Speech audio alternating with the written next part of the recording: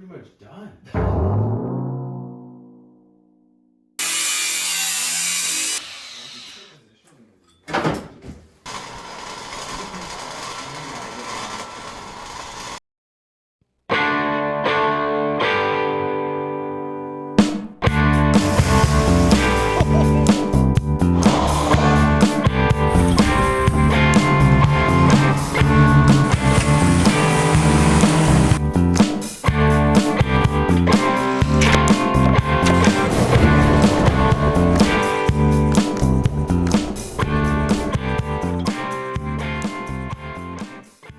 The frame on this 1972 Series 3 Land Rover is in really good shape, but it does have a lot of the typical repairs. The bumper in the back has to be replaced. We started by spraying some penetrating oil on the bolts that hold the tub to the bumper. Those have to be taken out so the tub can be removed.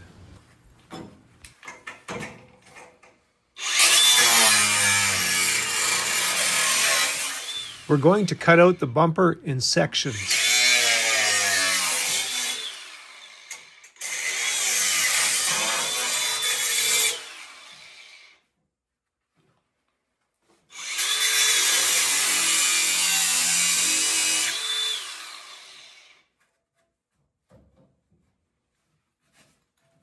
Watch out for the taillight wiring that sits on top of the bumper.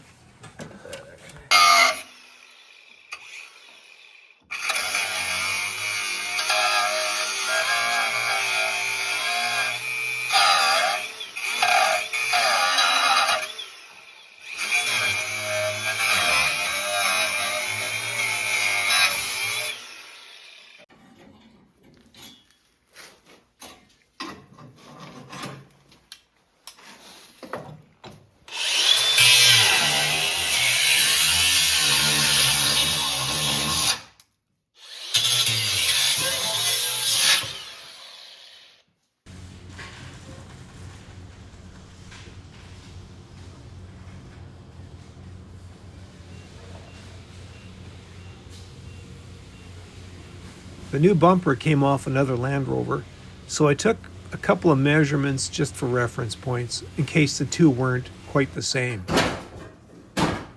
To access the top of the bumper, we're going to have to move the tub. I don't know. Oh, what about the wiring for the lights? Wiring. Okay, watch out. Where's Blaine's head? We set it down right there. On the wheel?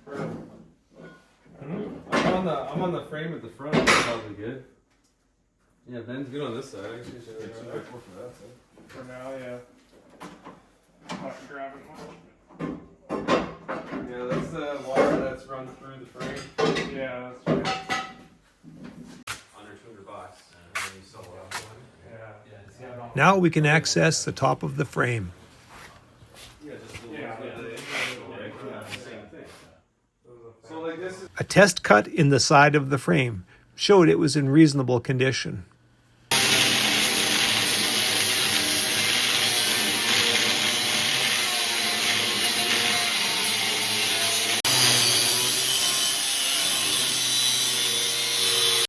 You can see some of the original diagonal bracing. Somewhere on both sides, and then we'll take the body back off, Yeah, and then we can really do a proper job. yeah. It's pretty complex, eh? So, It's a bit of work, yeah. But if you think about it, like, we only did this 2 nights. Yeah, it's not a big deal. If we didn't work, The plan was to lap the new bumper over the old frame. You'll notice I made some cuts in the top of the frame, and that allows the one frame to expand a little bit as we try to fit it. This will take a little bit to get it out of here, too. Blaine, can we move your truck? For sure. I'll give you, my keys are right here. It took a little bit of work to fit the bumper. Yeah. I'll be the only one with the eye. Because I asked Chris, and then Chris will text you, and then what do you do with this little bit still? That's pretty cool. Straight? I don't know. That's Rob looking at some container. Well, did you get these with Chris? I took some measurements earlier as reference points to see if I could get the back of the bumper in the same position. I also left the original bumper ends, knowing that the 2mm thickness of the steel would get me pretty close to where I want to be. The bottom of the extended frame will need a couple of stirrups welded in to close the gaps. Now, what we're going for is from there to there, 12 inches, but still not quite.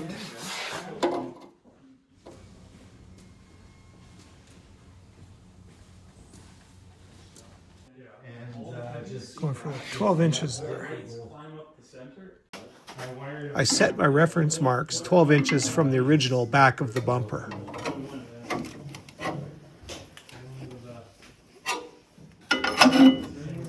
I pried open the new frame a little bit to allow it to push forward further on the older frame beneath. That's called a full-blown mining operation. So $100 million. Yeah, right now? Yeah. 100. Okay, so half a gram is 100. What is it? Like gold, like 3,000 6,000. Not quite. That's pretty good. That's the one. You call us. I wire wheeled the old chassis a little bit more. They actually have good parts. They're like millions of. Hopefully this weld-through primer will keep the lap and the two pieces of metal from rusting.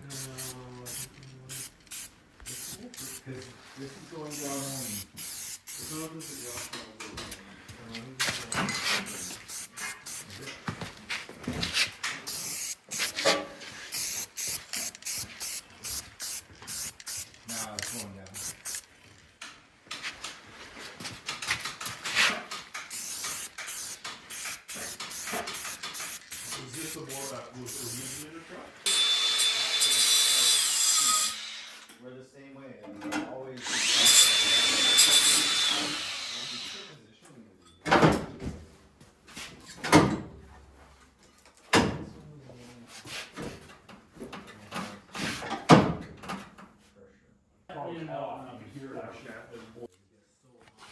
I was surprised at how little welding was done on the inside of the bumper.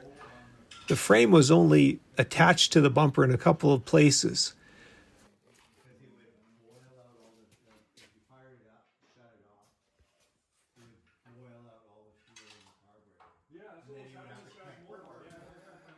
I decided to weld a little bit more here and here to strengthen the connection between the frame and the bumper.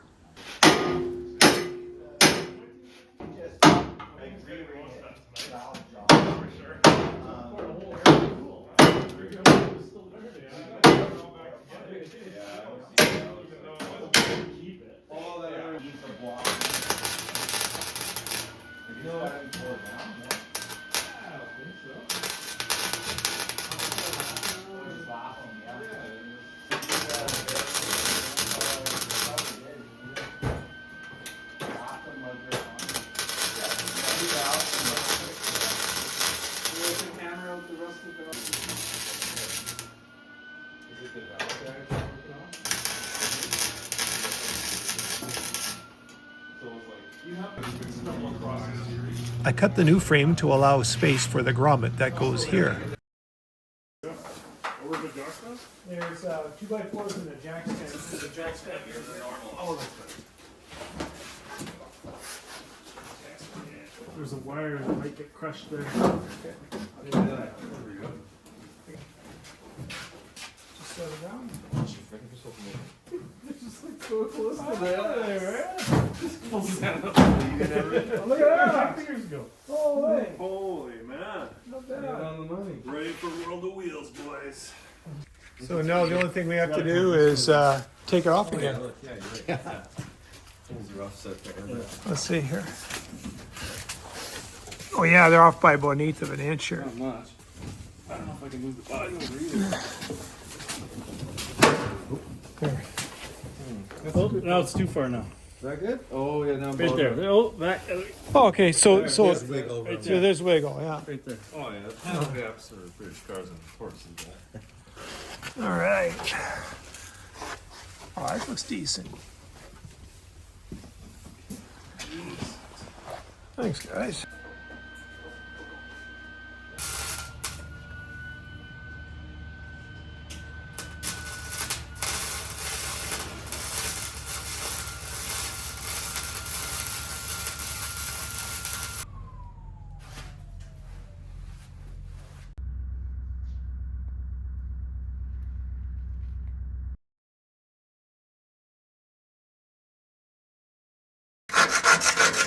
Put tires on.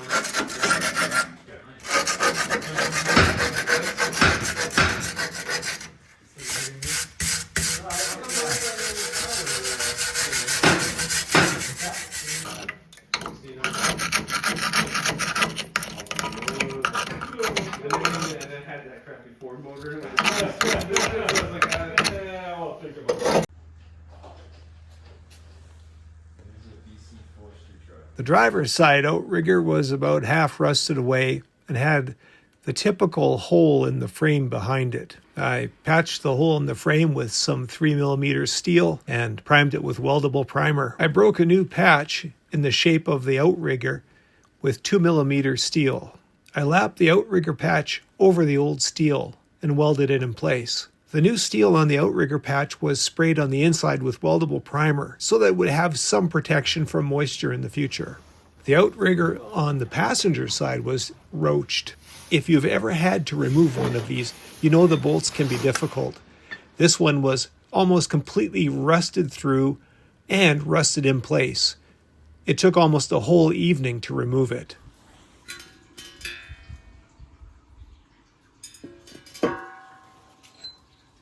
I wanted to use this factory spacer on the new outrigger. It has to be welded on, or at least it's more convenient to weld it on. But as you can see, it just flops all over the place. The hole isn't centered. I used a piece of threaded rod that I could tighten up from both ends to hold it in place, and just temporarily so I could weld it. I protected the back of the 3mm frame patch with some weldable primer. I painted the frame with weldable primer as well as the back of the new outrigger. And I drilled drainage holes in both outriggers. I guess maybe a square drive. It's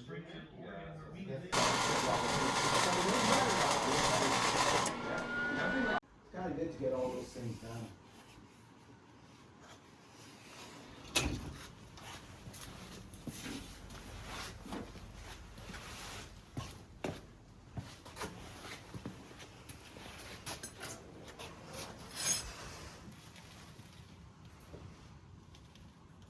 This one you go, actually it's all here, you know?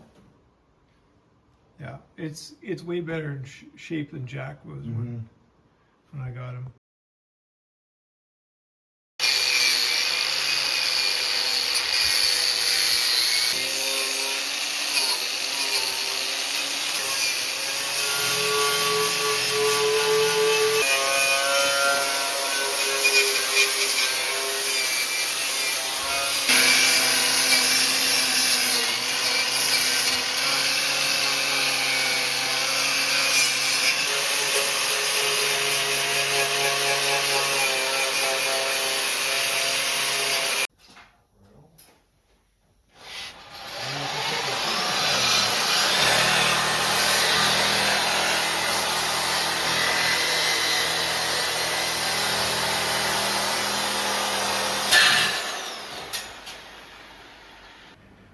This is a high-grade chassis paint. It's really interesting. It goes on very thin. It penetrates the residual rust really well and grabs on. It's expensive, but it goes a long way.